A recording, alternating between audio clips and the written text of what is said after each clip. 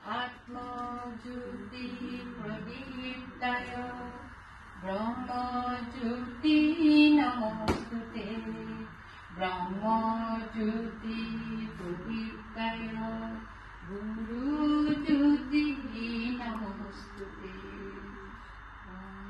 शांति शांति এতিয়া আছে স্মৃতি গ্ৰন্থ উন্মোচন থাকে তেনে এখন প্ৰতিচ্ছবি শ্ৰদ্ধাৰ বিপিন চন্দ্ৰ নাথদেৱ সততে সমাজৰ যিবিলাক অগ্ৰণীয় কামবোৰ যিবোৰ ভৱিষ্যত দূৰদৰ্শী তাৰে কাম কৰাৰ প্ৰস্তুত এটা সুস্থ মানসিকতাৰ বাতাবৰণ বিলাব পৰা এখন প্ৰতিচ্ছবি শ্ৰদ্ধাৰ বিপিন চন্দ্ৰ নাথদেৱ আৰু শ্ৰদ্ধাৰ বিপিন চন্দ্ৰ নাথদেৱৰ আদ্যশ্ৰাদ্ধৰ শেষতেই মাহেকীয়াৰ শেষত এই ধৰণে অজস্ৰ শুভাকাংক্ষীসকলৰ লগত ৰাখি তেওঁলোকে যি স্মৃতিগ্ৰন্থ পৰিয়ালবৰ্গই প্ৰস্তুত কৰাৰ মানস কৰিলে তাত আমি সম্পাদকীয় তৰফৰ পৰা সমগ্ৰ পৰিয়ালবৰ্গক কৃতজ্ঞতা প্ৰণিপাত জ্ঞাপন কৰিছোঁ।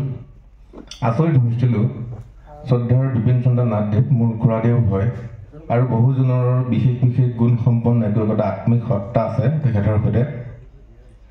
তেখেতৰ বাবে শুভাকাংক্ষীসকলে যিধৰণে লেখা প্ৰস্তুত কৰি আমাক দিছিলে প্ৰতিবেদন কৰাৰ প্ৰাক মুহূৰ্তত সকলোকে আমি নমস্কাৰ জনাইছোঁ।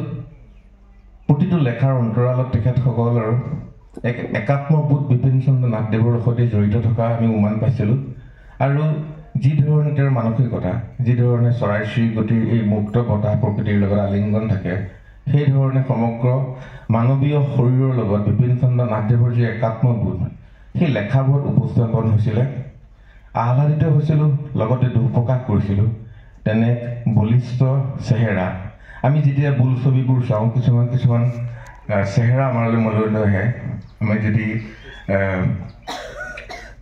ভাৰতবৰ্ষৰ প্ৰথমখন কথাছবি হৰিশ্চন্দ্ৰ তাৰ পৰা যদি আমি মানস পথত বাঢ়ি আহে ঠিক সেইদৰে একো চেহেৰা আমি যি ধৰণে সমাজৰ বিশেষ ব্যক্তিসকলক আমাৰ মাজত আনন্দৰ খোৰাক যোগাই সৃষ্টিৰ খোৰাক যোগাই তেনে এজন ব্যক্তি বিপিন চন্দ্ৰ নাথদেৱ আজি স্মৃতিগ্ৰন্থ আৰু স্মৃতিচাৰণ সভাত আমি সকলোকে প্ৰণিপাত জনাই আগবাঢ়িছোঁ।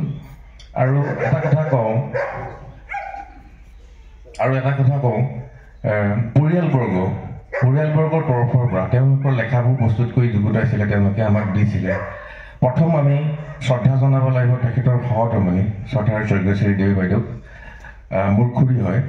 যি ধৰণে লিখিছে আচলতে আমি সমগ্ৰ বিহংগুৰিখন যদি লুটিয়াই চাওঁ তেখেতৰ পৰিয়ালবৰ্গৰ তৰফৰ পৰা তেনে লেখা আৰু অতীতত আমি বহুখিনি স্মৃতিচাৰণ গ্ৰন্থ উন্মোচন কৰাৰ ক্ষেত্ৰত সেইটো পোৱা নাছিলোঁ।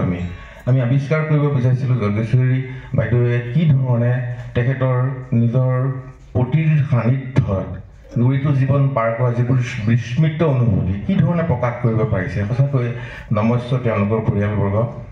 যি সাধনা সেই পৰিয়ালটোক বাণীবদ্ধ কৰিছিলে, যি সাধনাৰে পৰিয়ালটোৰ সাংস্কৃতিক কচৰত কৰাৰ প্ৰয়াস কৰিছিলে তেখেত সঁচাকৈ এজন মহিৰু।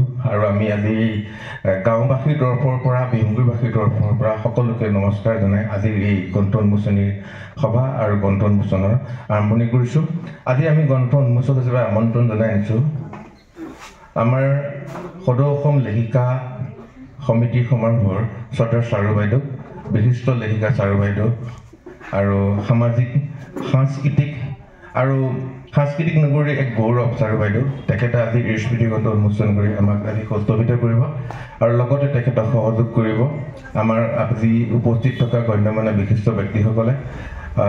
আজি বিশিষ্ট গণ্যমান্য ব্যক্তিসকলে উপস্থিত থাকি যি কৌতুক ভৰাইছে সঁচাকৈ এক শান্তিৰ প্ৰতীক হৈ ৰওক আৰু শ্ৰদ্ধাৰ বিপিন চন্দ্ৰ নাথদেৱে ঈশ্বৰ স্থান মুক্তি আৰু তেখেতৰ পুনৰ জন্মৰ প্ৰাৰ্থনাৰে আমি আজিৰ এই গ্ৰন্থ উন্মোচনী সভাৰ কাম আৰম্ভ কৰিছোঁ। চাৰু বাইদেউক গ্ৰন্থ উন্মোচনী কৰিবলৈ আহ্বান জনাইছোঁ। বাইদেউ